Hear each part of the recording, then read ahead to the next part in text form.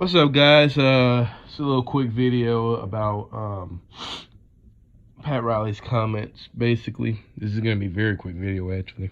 Um, Obviously, at this point, we're in the NBA Finals, and I'm not really. There's really nothing to talk about as far as the Heat goes. But this is interesting what Pat Riley had to say. He said that he's going to pretty much. I'm gonna paraphrase. He's pretty much gonna everyone's up for sale basically this summer. He's gonna do everything to get this team back to prominence, or just relevant again. I'm guessing what he means by that is he's going to probably try to trade anybody and everybody on this team and try to get a contender in here. That's what he was saying. My how I feel about it, I don't believe him. I don't believe him at all. He always talks this hot bullshit, and then at the end of this summer, when nothing happens, it's like, well, we'll just wait next year for the big fish to come. I don't got time for that bullshit. Pat Riley has fool's gold us for a very long time now, guys. Ever since after this Big Three era, he's really been nothing. He hasn't been this quote-unquote godfather that everyone likes to talk about. He's done nothing for this team as far as getting talent out here or nothing like that. You're trying to put all your eggs in a basket on, a bunch of role players that are just that. They're just role players. They're nothing but role players. And you're thinking they're going to develop it. You're thinking Dion Waiters is going to develop into an all-star. That's not going to happen. You think James Johnson is going to be a very prominent role player on this team? That's not going to happen. Your best player literally on offense and defense right now is Hassan Whiteside, and you don't even play him. Goran Dragic's injury prone at this point. So, you got a 40-year-old Dwayne Wade that you were, putting all the pressure on to save us coming off the bench. Now he's retired. Now what you going to do? So the Heat don't look good. We got another 13 pick. If I'm the Miami Heat, I'm trading that 13 pick for something and try to go get Cam Reddish, I think that's his name, from Duke, and try to do something with him, because this 13 pick is nothing to me unless we get into the top 6 picks. We got to trade up, go get Cam Reddish, go get rid of some of these contracts, and try to do something from there and see what we can roll the dice this summer, because talk is cheap, guys. It's all about action. And right now, Pat Riley's been all about this cheap-ass talking for the last, 3 years, these last 3 free agencies.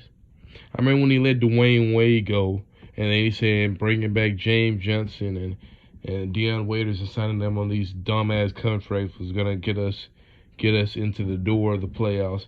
Yeah, that's done nothing but get us a game out of the playoffs, getting us right in the middle, and getting a 13 pick all over again, like when we got Bam Adebayo 2 years ago with the 13 pick. This team is so aggravating to watch. I don't even like talking about this team anymore because it's just aggravating at this point. We have been irrelevant ever since 2016, and we're going to stay that way until we do something about it. We've really been irrelevant ever since the Big Three era, but I'm trying to be nice here. This team needs a new makeover in the front office more than they need as far as the roster. They need a new makeup on the front office, the coaching staff, and the roster. They just need to reshape this team up. You look at Toronto, you see an aggressive organization like the Toronto Raptors. You see what they did with Kawhi Leonard, man. They said, fuck DeMar DeRozan. You might have been loyal to us, but we're trying to win. And look at what position they're at right now. They're up 1 game in the NBA Finals because they went for it. How come we can't go for it? Why the hell can we not go for it? They gave Kawhi Leonard up for Dion Waiters and a bunch of scraps. I mean, not Dion Waiters, DeMar DeRozan and a bunch of scraps. That's literally what they gave Kawhi Leonard up for. And you telling me we can't be aggressive, we can't go for it? Why couldn't we go for it for the Kyrie Irving trade a few years ago from Cleveland? Why didn't we go for it then when I was preaching on this channel about Kyrie Irving needs to be in Miami? Why can't we go for guys like this? Why couldn't we go for a Paul George? If I remember correctly, Indiana literally took Oklahoma's Victor Oladipo and a bunch of trash for Paul George.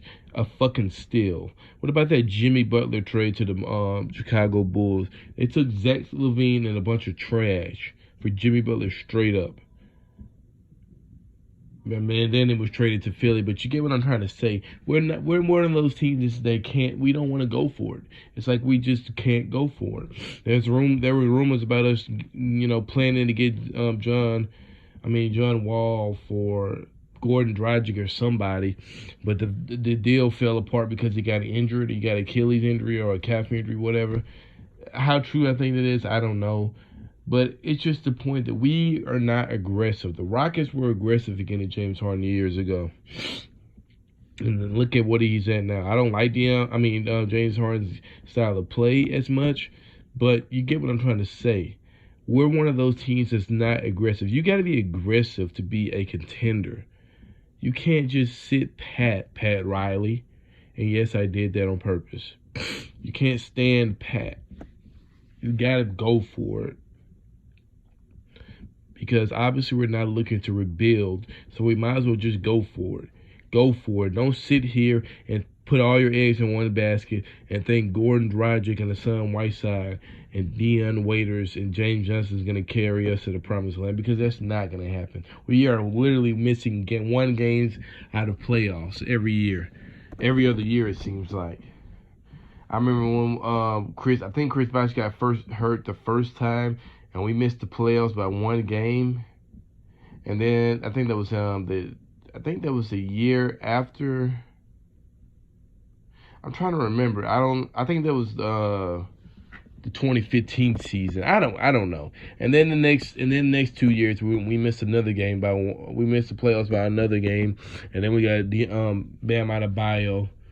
We missed the I can't even talk right, guys. Sorry. We missed the playoffs by one game, and then we got Bam Adebayo that year in the 2017 off season, I think. Now we're doing this shit all over again. 2 years later, we're doing the same fucking thing. We're missing the game by the playoffs by a game, and we're gonna get whoever. Some fucking bum that I don't even know who we're gonna I don't even know what we're looking for. I'm hoping they could trade up for that fucking pick. Be smart and do something. But this is the Miami Heat's culture right now, guys. We are very irrelevant. We're in basketball purgatory. This is what we are. And people be wanting me to make videos like this every day. There's nothing to talk about with this team. This team isn't relevant. I look at teams like the Toronto Raptors, the Houston Rockets, teams that go for it and try to go get players. I look at teams like that and I see how they contend. Shell, even the Portland Trailblazers, they went for it. They went and got a fucking cancer. They went and got I can't think of his name, that they got from Cleveland. The shooting guard that didn't want to play with LeBron. They went and got guys like that. Why can't we do that? I don't understand that at all. It boggles my mind. You guys tell me what you think. He left for 305 out. Let's get it.